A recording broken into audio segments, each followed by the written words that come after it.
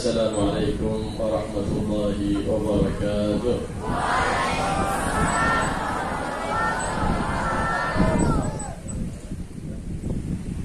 الحمد لله الذي جمعكم في هذا المعهد المبارك. عسى بهذا الاجتماع يحصل الانتفاع ببركة الحبيب محمد صلى الله عليه وآله وسلم سيد الأتباع، ويوفقنا وإياكم لاتباع النبي محمد صلى الله عليه وآله وصحبه وسلم في الأقوال والأفعال، ويبارك في هذا المعهد ويجعله معمورا بالطلبة والطالبات الخيرين والخيرات والمدرسين والمدرسات الصالحين والصالحات، ويبارك إن شاء الله في الأوقات ويجعلها مصروفة في الطاعات، ويزكينا بالخلق المرضي عند الله رب البريات، خلق سيدنا محمد سيد السادات، إنه على ما يشاء قدير والإجابة الجدير يا رب العالمين. Bismillahirrahmanirrahim. Beliau memulai perkataan beliau dengan mengucapkan alhamdulillah, segala puji bagi Allah Subhanahu wa taala yang telah mengumpulkan kita di tempat yang mulia ini, tempat yang penuh berkah. Sebagaimana kita dikumpulkan di tempat yang mulia ini, semoga Allah Subhanahu wa taala kelak juga akan mengumpulkan kita di surganya Allah Subhanahu wa taala. Dan semoga kita dikumpulkan bersama Nabi Muhammad sallallahu alaihi wasallam. Dan semoga Allah Subhanahu wa taala menjadikan madrasah ini madrasah yang penuh berkah, yang dimana para pemimpinnya, para pengurusnya, para guru-gurunya mendapatkan keberkahan di dalam ilmu dan di dalam amal. Dan semoga yang belajar di sini daripada santri laki dan santri perempuan mendapatkan keberkahan dari Allah Subhanahu wa taala.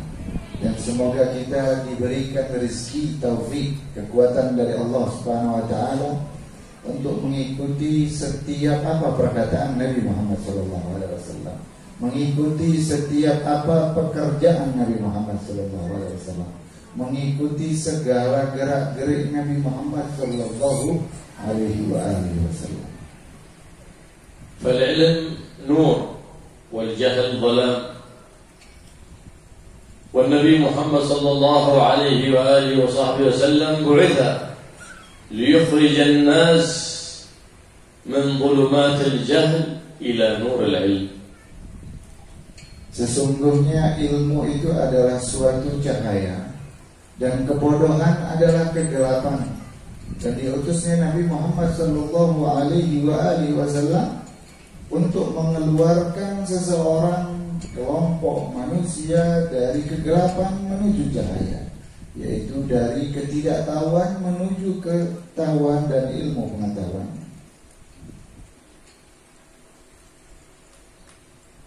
فخير سيدنا سليمان على نبينا وعليه وعلى سائر الأنبياء والمرسلين أفضل الصلاة والسلام بين الملك والعلم والمال، فاختار العلم فأعطاه الله سبحانه وتعالى الملك والمال، لأن بالعلم يأتي السلطان ويأتي المال ويأتي للإنسان كل خير. Allah Subhanahu wa taala memberikan beribu-ribu anugerah, bermacam-macam anugerah kepada Sayyidina Sulaiman alaihi salatu wassalam. Ketika beliau dihadapkan, dipersilahkan untuk meminta dan diberikan kepada Allah Subhanahu wa taala memilih daripada harta, pangkat, jabatan dan kerajaan yang dimilikinya. Namun beliau Sayyidina Sulaiman lebih memilih ilmu dari semua hal tersebut. Karena beliau lebih memilih ilmu, maka Allah Subhanahu wa taala memberikan harta. Maka Allah juga memberikan kerajaan. Karena Allah Subhanahu wa taala lebih memuliakan orang yang berilmu. Maka ilmu mendatangkan segala sesuatu yang bentuknya duniawi. Dengan ilmu kita mendekatkan seseorang kepada kita. Dengan ilmu akan datang kepada kita harta. Dengan ilmu akan datang kepada kita jabatan. فالعلم يحرس الإنسان وأما المال فالإنسان يحرسه. Adapun ilmu sebagai sesuatu yang menjaga kita. Karena orang yang berilmu memiliki ilmu akan dijaga dengan pengetahuan dengan ilmunya tersebut. Sedangkan harta, orang yang memiliki harta, orangnya yang menjaga harta tersebut dan hartanya yang dijaga oleh pemiliknya. والعلم يزيد بالإنفاق كلما علمت زاد علمك والمال ينقص بالإنفاق. Dan ilmu setiap kita dakwahkan, setiap kita sebarkan, setiap kita berikan, setiap kita sebarluaskan kepada orang lain, maka akan menjadi bertambah. Sebaliknya harta, setiap kita keluarkan, setiap kita infakkan, maka akan berkurang harta tersebut. فالعلم باب لكل خير ولو فتشنا عن أبواب الخير كلها في الدنيا وجدنا لها مفتاح واحد وهو العلم. Maka ilmu adalah pintu utama dari semua bentuk kebaikan. Maka apabila kita mencari, meneliti segala bentuk sisi kebaikan yang ada di muka bumi ini, maka semuanya akan bermula dari ilmu. والعلم شر والعلم خير كله والجهل شر كله. ولو ذهبنا نفتش عن باب الشر لوجدناه باب واحد. ما هو مفتاحه؟ الجهل. Dan ilmu sebagaimana tadi merupakan pintu dan kunci dari semua bentuk kebaikan yang ada di muka bumi ini. Sebaliknya, kebodohan juga merupakan pintu dan kunci segala bentuk kejahatan, kriminalitas, atau apapun saja bentuk hal-hal yang tidak baik di muka bumi. Maka apabila kita periksa, mencari, meneliti, ada kejahatan, ada kerusakan, ada kejelekan di muka bumi ini, itu semuanya disebabkan karena tidak mempunyai ilmu atau kebodohannya seseorang. ولو نظرنا لما يحصل اليوم في العالم من تطرف وإرهاب وتفجيرات وفتن في الأوطان لرأيناها من منبع واحد وهو الجهل. Apabila kita lihat daripada fitnah-fitnah yang muncul sekarang yang di depan kita, dari bentuk teroris atau fitnah-fitnah kejam yang ada terjadi sekarang, kalau kita meneliti, mencari sebabnya, karena kebodohannya, ketidaktahuan akan agama atau tidak mempunyai ilmu. فمن كان محبا لوطنه يساهم في نشر العلم في الأوطان. Barang siapa yang cinta kepada negaranya, termasuk daripada cinta negeri, menyebarkan ilmu, meluaskan ilmu, mengajarkan orang yang tidak mengetahui ilmu. ولو رأينا اليوم كل من يعبث في الوطن وينشر الرذيلة في الوطن من شرب المخدرات والخمورات والفساد لوجدناهم كلهم أبناء الجهل. Apabila kita melihat, kita saksikan daripada remaja-remaja ataupun anak bangsa kita yang sekarang, yang merusak negeri kita yang sekarang ini, baik daripada terorisme, kejahatan, kriminalitas, narkoba ataupun yang lainnya, kalau kita lihat hampir semua dari mereka rata-rata karena ketidaktahuan dan kebodohan, dan karena mereka tidak belajar dan tidak memiliki ilmu. والعلم الذي تزين به الأوطان وتصلح به الأوطان وتزين به البلاد هو علم مأخوذ من سيد العباد محمد سيد الأمجاد صلى الله عليه وآله وسلم. Lalu ilmu yang seperti apa? Ilmu yang bagaimana, yang menghiasi negeri, yang bisa memperindah bangsa kita, yang memperindah negara kita. Ilmu yang diambil, ilmu yang bersanadkan kembali kepada Rasulullah sallallahu alaihi wasallam, yang silsilah sanad ilmu tersebut kepada Nabi Muhammad sallallahu alaihi wasallam. فسيد المعلمين محمد حبيب الرحمن صلى الله عليه وعلى آله وصحبه وسلم، وأرشدنا للتعلم وأمر أمته بالعلم، فقال صلى الله عليه وآله وسلم: طلب العلم فريضة على كل مسلم، أي اسم جنس شامل للذكور والإناث. Maka Nabi Muhammad sallallahu alaihi wasallam, ketua para nabi, ketua para guru-guru yang ada di muka bumi ini, telah memberikan kita wasiat bahwasanya menuntut ilmu adalah kewajiban bagi setiap muslim, disebutkan di hadisnya.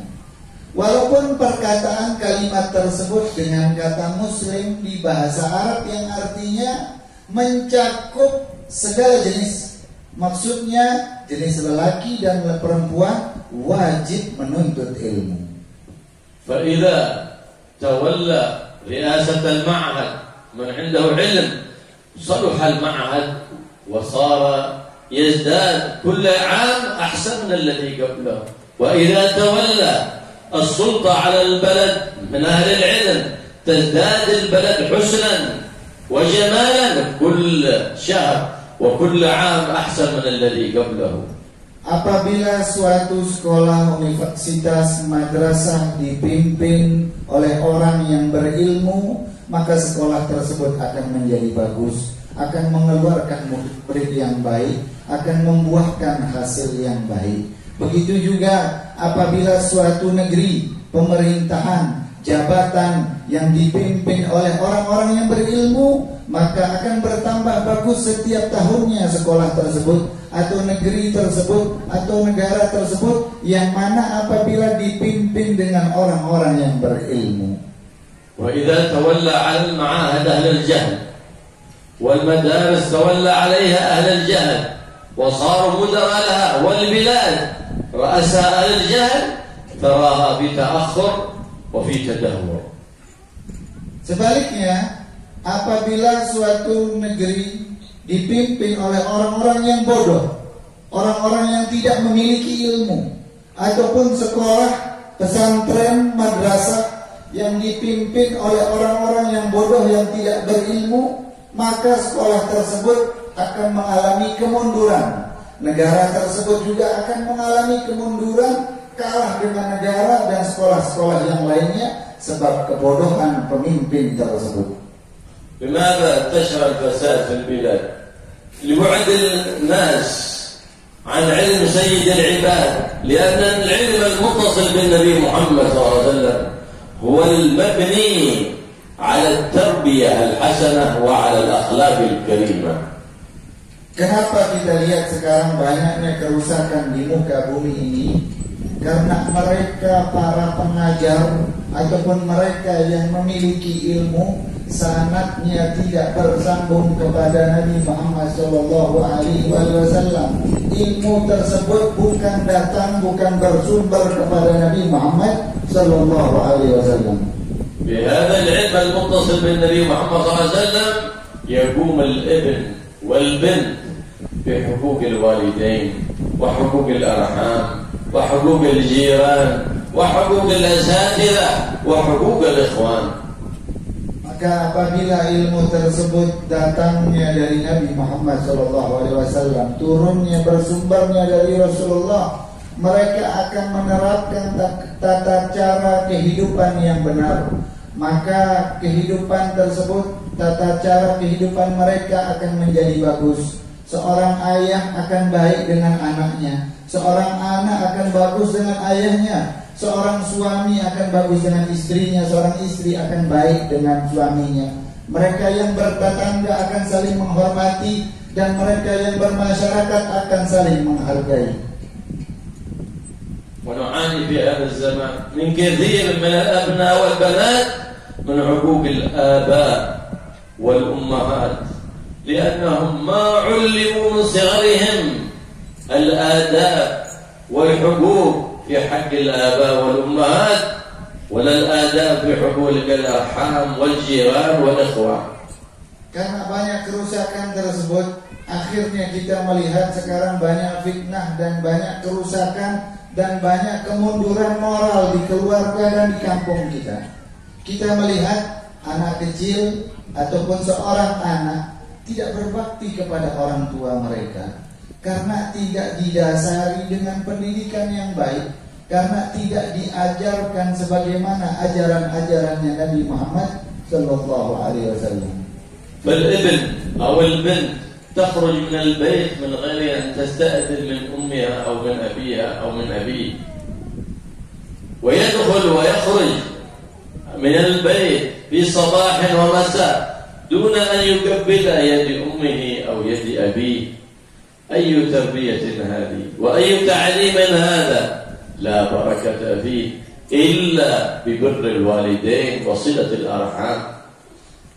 Kita lihat sekarang salah satu contohnya, seorang anak biasa saja mereka keluar dari rumahnya tanpa memberi kabar ataupun meminta izin kepada orang tuanya, baik anak tersebut anak laki ataupun anak perempuan.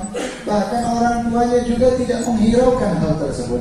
Mereka keluar masuk begitu saja tanpa permisi, bahkan tidak izin, tanpa mencium tangan kedua orang tuanya. Maka beliau mengatakan, pendidikan apa yang seperti ini? Pendidikan apa yang modelnya seperti ini? Karena ini bukan bernasab ataupun bersanad kepada Rasulullah sallallahu alaihi wasallam. Wa ba'd al-ummahat wal aba al-hamqa yakhruj ibnuhu aw bintuhu min al-bayt wa la yadri ayn ولا يدري متى يأتي، ويحن أب رحيم، يحن أب صالح، بل هو أب ظالم لأبنائه لأنه ما أحسن تربيتهم من الصغر. Sebagian terkadang juga kita alami orang tua tersebut, mereka diam saja ketika anaknya keluar, bahkan tidak mengetahui kapan mereka pulang dan kemana mereka pergi, kapan mereka pergi bersama siapa, dengan alasan mereka sayang kepada anaknya, tidak mau memarahi anaknya, tidak mau keras kepada anaknya. Justru ini adalah orang tua yang bodoh, yang tidak sayang kepada anaknya tersebut. وإنما يسعد الإنسان بأبنائه وبناته بتعليمهم وتزكيتهم وتأديبهم وتعليمهم الأخلاق الكريمة، يسعد بهم في الدنيا وتقر عين بهم يوم القيامة. Maka harusnya sebagai orang tua harus berusaha di dalam mendidik anak tersebut dari kecilnya sampai dewasanya, agar dia mendapatkan kebahagiaan di dunia, dan setelah meninggalnya dia akan mendapatkan kenikmatan di akhirat kelak. فمن أراد أن يبقى ذكره حسن في حياته وبعد مماته فليؤدب أولاده ويخلقهم بالخلق الحسن فيبقى ذكره حسن في الحياة وبعد الممات. Barang siapa orang tua yang ingin namanya tetap harum, yang namanya akan tetap dikenang, maka wajib harusnya sebagai orang tua menjalankan, memerintahkan anaknya dan mendidik anaknya dengan pendidikan yang baik, dengan pendidikan yang bagus, dengan akhlak-akhlak nabawiyah. Dengan itu dia akan selalu kelak dikenang setelah meninggalnya. Dia akan selalu kelak diingat oleh anak tersebut.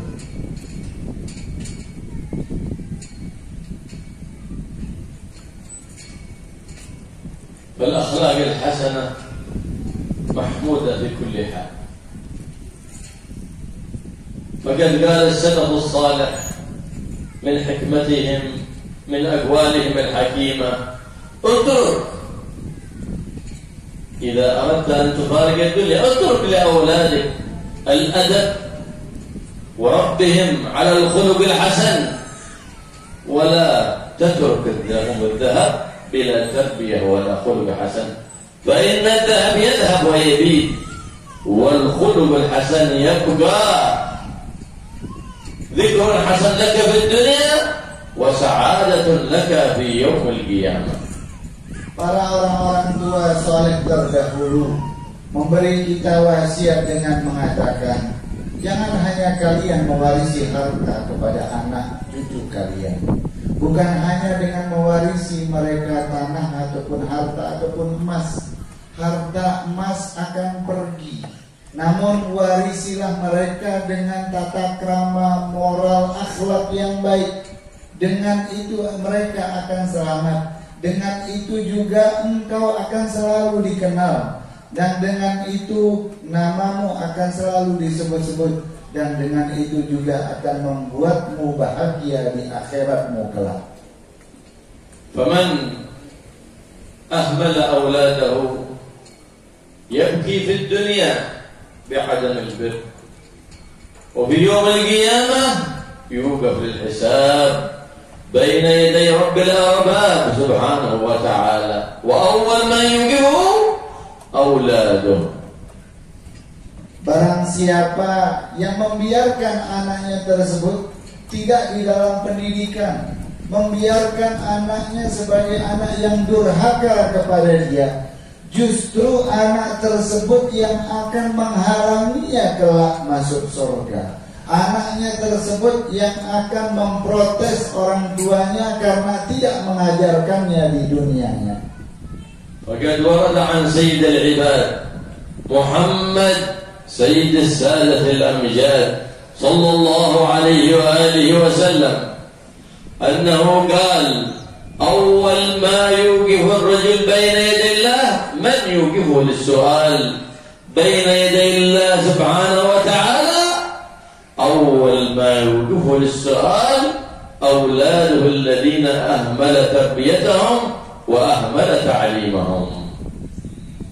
Disebutkan di hadis Nabi Muhammad sallallahu alaihi wasallam, beliau mengatakan, tahukah kalian siapa yang akan menghalangi kalian kelak di akhirat? Siapa akan memberhentikan perjalanan kalian kelak di akhirat? Mereka adalah anak-anak kalian sendiri, anak-anak kalian yang kalian lalaikan mereka di dunia. Kalian tidak mewarisinya dengan pendidikan akhlak yang baik. Kalian membiarkannya durhaka kepada kalian. Justru merekalah yang akan nanti menghalangi kalian untuk berjalan kepada Allah Subhanahu wa taala. Fayaqiful abna wa taqiful banat baina yaday rabbil bariyat wa yaquluna ya rabbana khudh lana haqqana min hadha adh-dhalim. Ma yunaduna bi'ab wa la yunaduna برؤوف رحيم خذ لنا حقنا من هذا الظالم. Maka para anak-anak lelaki akan berdiri menghalangi orang tua mereka. Anak-anak perempuan juga akan berdiri menunggu orang tua mereka yang lewat dengan mengatakan protes kepada Tuhannya, "Ya Allah, ambillah hakku dari mereka." Mereka tidak memanggilnya dengan nama ayahnya. Mereka tidak memanggilnya dengan nama-nama yang baik, karena mereka tidak dididik di dunianya dengan pendidikan yang baik. Mereka meminta pertanggungjawaban karena di dunia tidak diajarkan dengan hal-hal yang baik. Yaqulu ya Rabb, wa ayyu dhulmin zalamtuhum laqad at'amtuhum ahsana at-ta'am wa kasawtuhum ahsana al-kisa' falam adlimhum fi syai'in falimadha yubihuni lis-su'al. Anak tersebut mengatakan, "Ya Allah, orang ini zalim kepadaku di dunia." Lalu ayahnya, orang tuanya mengatakan, kembali bertanya kepada Allah, "Ya Allah, apa yang aku telah zalimi mereka, anak-anakku? Aku memberi mereka makan, aku memberi mereka pakaian, aku memberikan mereka tempat tinggal." Ya abnai, أطعمتكم أحسن الطعام وكسوتكم أحسن الكساء هل تنكرون ذلك واليوم تنادون بالظالم؟ فيجوب بين يدي المولى فيقول الأبناء نعم يا ربنا لقد أطعمنا أحسن الطعام. كل يوم يخرج إلى العمل من شأن يأتي بالغداء ويأتي بالعشاء وألبسنا أحسن اللباس في كل عيد ثوب جديد، لكن العيد ليس لمن لبس الجديد، إنما العيد لمن طاعته جديد وكل يوم يتحسن في كل خلق حسن بخلق حسن جديد. ذاك هو العيد حقيقة. Lalu orang tersebut, orang tuanya mengatakan kepada anaknya, "Wahai anakku yang aku sayangi, yang aku cintai, bukankah aku telah di duniaku memberikan kalian makanan yang baik, makanan yang bagus? Aku memberikan kalian pakaian yang terbaik untuk kalian?" Anaknya menjawab, "Benar, Engkau memberikanku pakaian yang baik, Engkau memberikanku makanan yang baik, namun Engkau zalim kepadaku, tidak mengajarkanku syariat kepada Allah Subhanahu wa taala, yang setiap harinya ayah, ibu hanya memikirkan tentang pakaian dan makanannya, memikirkan hanya makanan isi perut untuk anaknya. Setiap hari yang ia pikirkan, apakah anaknya, apa untuk ia sarapan, untuk apa dia makan siang, bagaimana nanti makan malamnya, bagaimanakah pakaiannya bagus apapun tidak. Namun dia tidak pernah memikirkan bagaimana akhlaknya tersebut. Lalu disebutkan setiap tahunnya orang tua tersebut membelikannya pakaian-pakaian baru.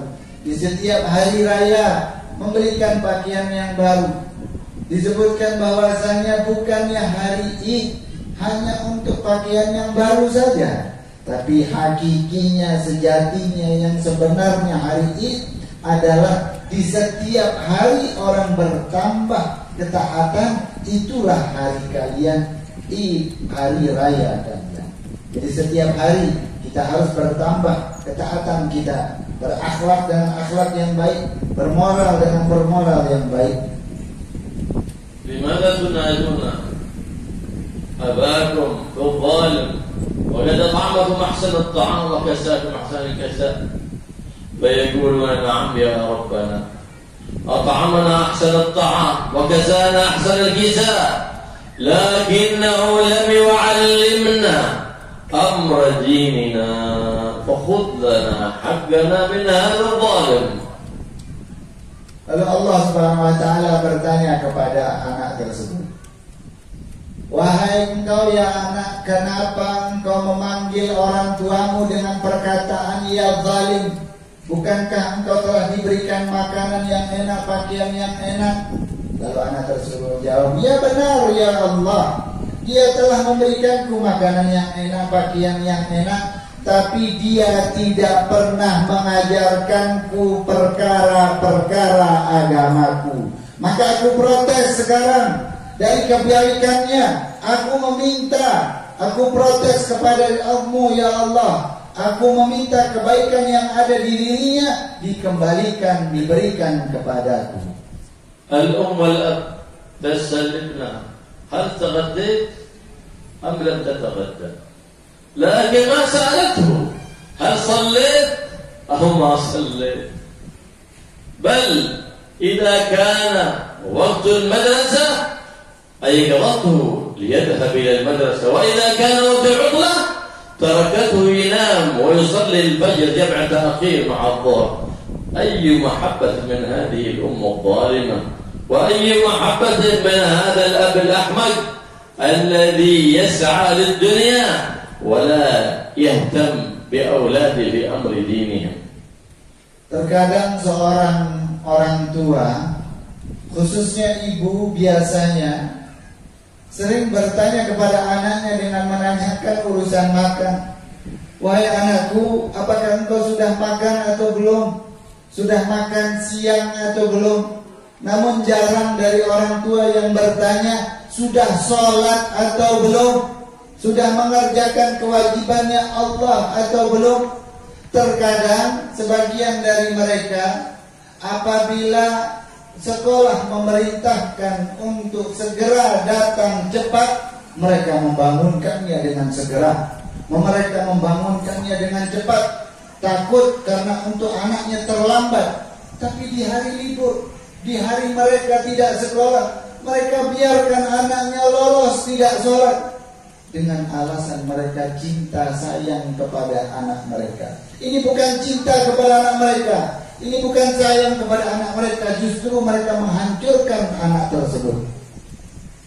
فإذا علم الآباء والأمهات أبنائهم ما يصلحهم في دينهم ودنياهم فرح الأبناء إذا كبروا شكروا على الآباء والأمهات.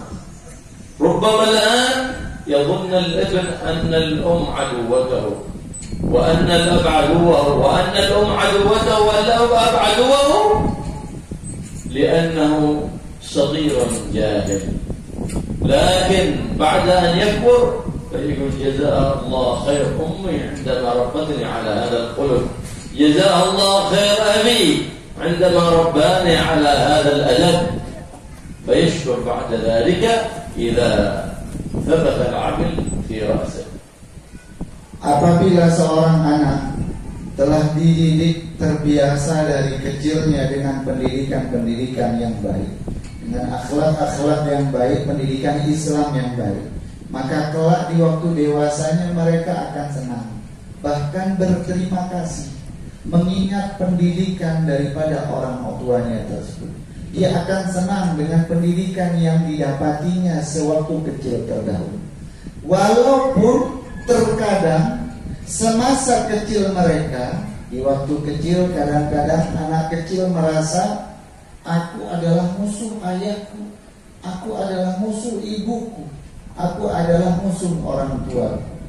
Karena kerasnya pendidikan orang tua, mereka merasa dimusuhi. Tapi sebenarnya tidak.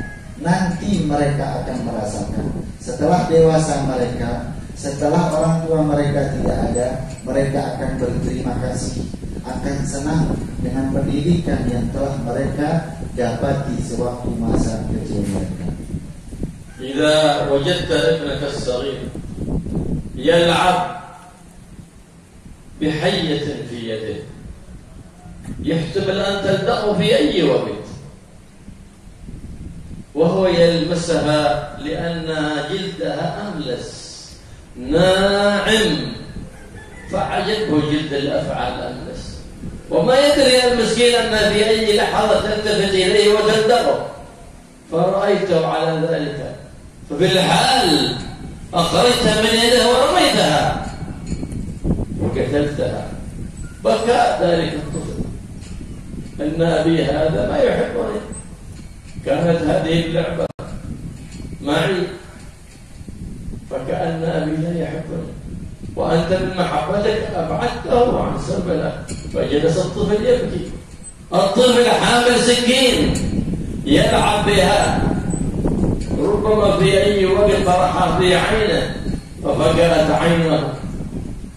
فإذا جئت أيها الأب أيتها الأم إلى ذلك الطفل وأخذت السكين، بكى الطفل مسكين، يظن أن والده وأمه لا تحبه. ليه؟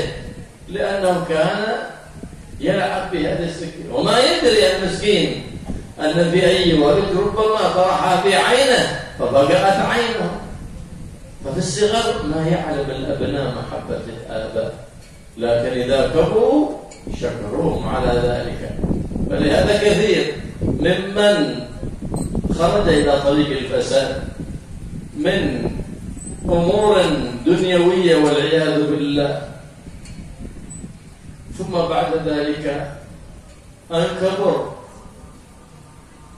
وكان له أولاد فقال لا أريد أولادي أن يسلكوا هذا الطريق المظلم، وريت أبي أو أمي ضربوني على يدي حتى لا أسلك من بداية الأمر في هذا الطريق. هذا أب عاقل لا يريد أولاده أن يغلطوا الغلطات التي غلطها هو في شبابه وفي حياته. Terkadang kita melihat anak kita yang sedang bermain dengan sesuatu yang berbahaya, seperti ular contohnya. Anak tersebut karena kebodohannya, karena ketidaktahuannya, kepolosannya, bermain dengan ular tersebut, memegang ular tersebut karena kulitnya yang begitu lembut. Sewaktu-waktu kapanpun bisa saja ular tersebut akan mematuknya, mengenai bisanya, dan bisa saja sampai membunuhnya. Atau terkadang kita melihat anak kita sedang bermain pisau yang tajam. Sewaktu-waktu kapan saja bisa melukai anak tersebut, melukai tubuhnya, matanya, ataupun bagian dari tubuhnya. Maka kita ambil barang yang berbahaya tadi, ular tersebut ataupun pisau tersebut, karena sayang kita sama anak tersebut. Kita ambil ularnya, bahkan kita bunuh ular tersebut. Kita ambil pisau yang dia mainkan, kita jauhkan dari dia. Terkadang anak tersebut menangis dan mengatakan, ayah jahat, ibu jahat, engkau tidak sayang kepadaku. Miskin, kasihan, karena mereka polos, masih kecil, karena tidak tahu daripada apa yang ia kerjakan. Begitulah harusnya seorang tua menyayangi, menjauhi seorang anak dari hal-hal yang bahaya. Dan terkadang juga orang tua yang dulu pernah menjadi orang yang nakal, namun dia tidak mau anaknya juga terjerumus dalam hal yang sama, perbuatan yang sama, kejelekan yang sama. Karena pengalamannya, dia keras, tegas kepada anaknya, tidak mau anaknya juga berbuat hal-hal yang tidak baik. Terkadang anak tersebut memang tidak suka, sedih, marah, karena polos, karena ketidaktahuan, kesayangan, kecintaan kita untuk kebaikannya di masa depannya. كان السلف الصالح إذا خرج أبوهم من البيت للعمل أو خرج زوجها إلى العمل تقول له الزوجة ويقول له الأبناء يا أبانا اتق الله فينا فإنا أمانة في عنقه فلا تأتي لنا بطعام حرام ولا بمال حرام فتغذينا بالحرام فإن من أكل الحرام عصت جوارحه شاء أم أبى ومن أكل الحلال أطاعت جوارحه شاء أم أبى. Orang-orang soleh terdahulu apabila suaminya mau keluar rumah, atau anak-anak mereka ketika ayahnya akan keluar rumah. Mereka berpesan kepada ayahnya ataupun suaminya tersebut, wahai suamiku, wahai ayahku, kewajiban berada di dalam pundakmu. Ketika engkau nanti mencari nafkah, hati-hatilah. Kami ini adalah amanatmu. Jangan sampai engkau memberikan kami harta-harta yang haram. Jangan sampai engkau memberi makan kami daripada makanan-makanan yang haram. Karena makanan yang haram akan membuat pelakunya, pemakan haram tersebut, bermaksiat kepada Allah. Dia mau ataupun tidak mau, akan ringan badannya menuju ke hal-hal yang haram. Begitu juga sebaliknya, apabila seseorang yang selalu menjaga makanannya dari hal-hal yang halal, maka badannya akan ringan, terbiasa, mudah untuk hal-hal yang halal, berat untuk melakukan hal-hal yang haram. Karena أحد أصحاب النبي محمد صلى الله عليه وسلم يواظب كل يوم صلاة الفجر خلف النبي محمد صلى الله عليه وسلم، لكنه إذا سلم قام، كما هو شأن بعض الناس إذا سلم قام ولا يسبح ولا يدعو الله سبحانه وتعالى ويعنه، يحب السنة وهو من أهل البدعة. فلما تكرر منه ذلك ناداه النبي محمد صلى الله عليه وسلم، قال يا هذا كل يوم تصلي في جماعة وتقول أليس لك حاجة إلى ربك تدعو الله؟ لأن الدعاء بعد الصلاة من مواضع استجابة الدعاء بعد الصلاة. أليس لك لربك حاجة؟ قال كيف ليس لي حاجة؟ كل لي حاجات إلى الله سبحانه وتعالى. فقال لماذا لا تمكث تدعو الله بعد الصلاة؟ فقال يا رسول الله إن لي جار له شجرة تشرف على بيتي وللشجرة ثمرة أنا وقت قطافها، فتأتي الريح بالليل فتتحرك الثمار فتسقط على عرصة بيتي أي ساحة البيت، فإذا قام الأطفال أكلوا فاكهة الجيران وهم لا يدرون، فأخاف أن يأكل أولادي مال حرام، فلهذا أقوم في الحال وأجمع تلك الثمار وأطرحها في بيت جاري.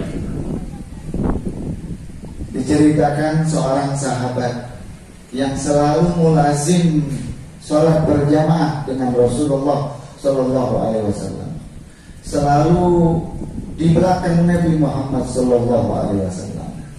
Namun sahabat tersebut setiap selesai sholat langsung berdiri, selesai salam langsung berdiri, sebagaimana umumnya orang-orang yang sekarang tidak bertasbih, tidak bertahmid, tidak membaca zikir setelah salam.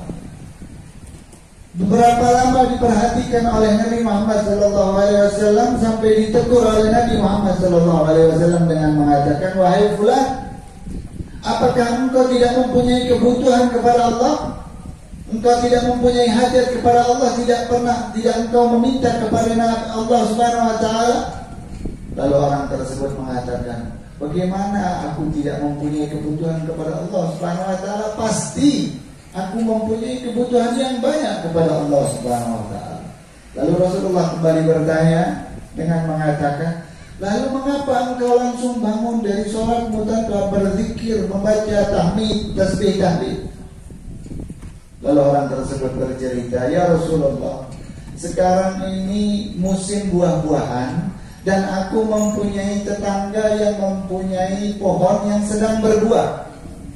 Sekarang musimnya sedang berbuah. Aku takut buahnya tersebut jatuh ke rumahku karena sebagian dahannya, batangnya masuk ke rumahku. Aku takut buahnya tersebut ketika jatuh diambil oleh anakku yang tidak tahu. Aku takut mereka makan daripada makanan-makanan yang haram. Maka oleh sebab itu aku menjaga daripada mulut-mulut anakku, perut anakku, tidak menjaga daripada hal-hal yang haram. Oleh sebab itu setiap selesai sholat, aku langsung segera kembali ke rumahku, memetik daripada, mengambil daripada buah-buah yang terjatuh tersebut, aku kembalikan kepada pemiliknya, agar anak keturunanku yang ada di rumah tidak memakan hal-hal yang haram. وذات مرة تأخرت عن الذهاب إلى البيت، فلما وصلت البيت وجدت بعض الأولاد قد استيقظ وأخذ بعض الثمار فقبضها بيده ليأكلها، ففي الحال جئت وأخذتها من يده فبكت فيه، فقلت يا بني لأن تبكي الآن في الدنيا خير لي من أن أبكي أنا وأنت في يوم القيامة. المحب الذي يبكيك لكن يسعى لمصلحتك، والمبغض هو الذي يضحكك لكن لا تهم مصلحتك، أشقيت أم سعدت. Satu hari kata beliau, sahabat yang tadi, pernah aku agak terlambat pulang dari sholat dan pulang ke rumahku. Aku melihat salah seorang anakku telah bangun dari tidurnya dan mendapatkan satu buah, memegang buah tersebut dan hampir memakan buah tersebut. Aku segera bergegas berlari dan menepis buah tersebut agar dia tidak memakan daripada buah tetanggaku, karena haknya orang yang lain yang haram tadi. Maka anakku tersebut menjadi menangis.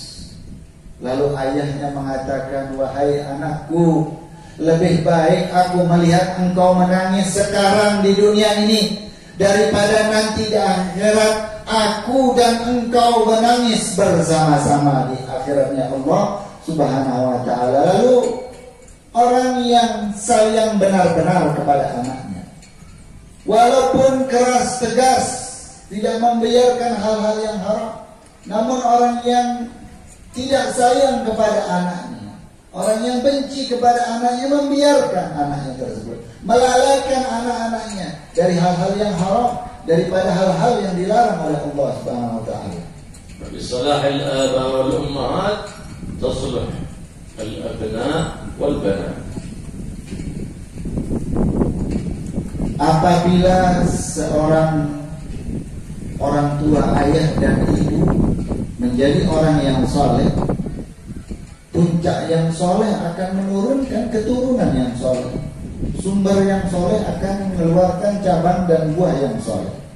Allah يصلح لنا ولكم الأولاد والبنات والزوجات يجعلهم صالحات طائعات راضيات لله رب البريات.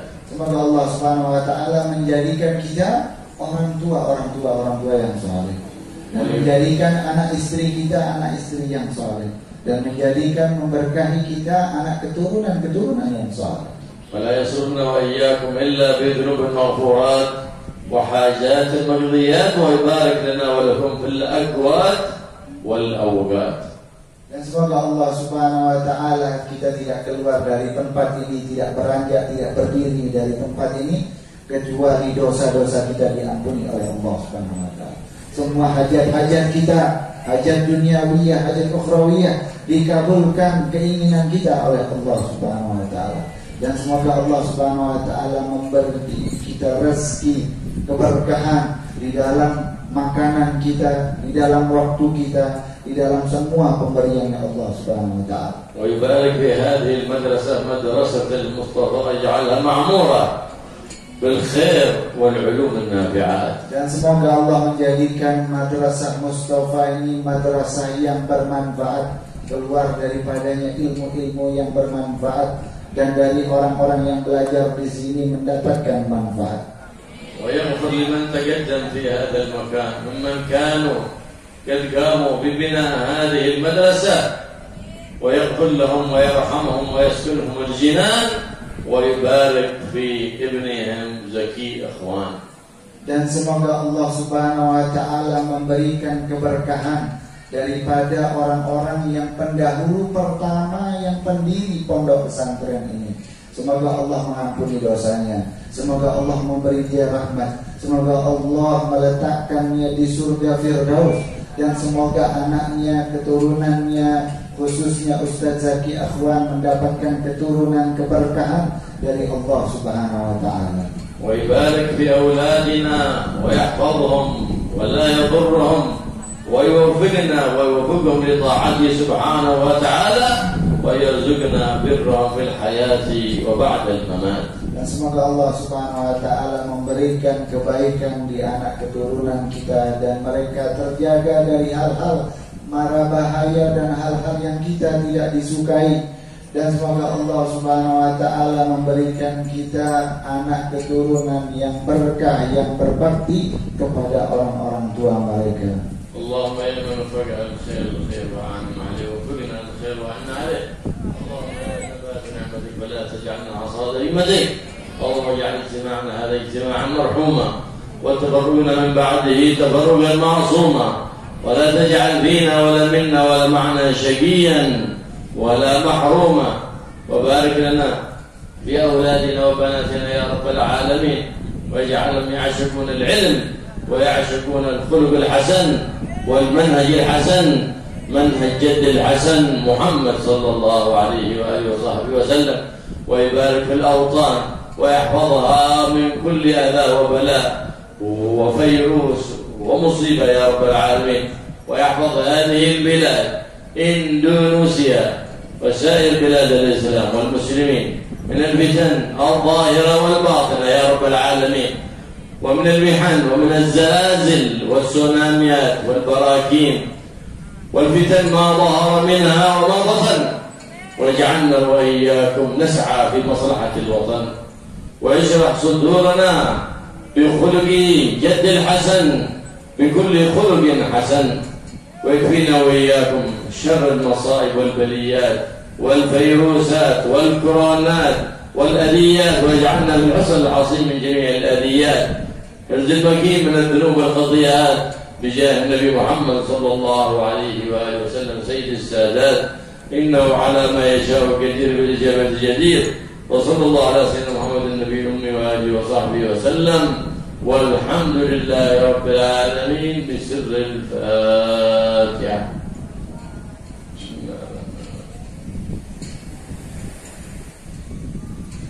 نشكر شكرا كثيرا إلى فضيلة الحبيب أبو بكر عبد الرحمن العالمي. فتذكرت اجتماعا أيها الأحباب رحمكم الله، ثم حيا نختتم برامجنا بقراءة كفارة المجلس. سبحانك اللهم وبحمدك أشهد أن لا إله إلا أنت أستغفرك. أستغفرك وأتوب إليك. مشتاق بصدر الله.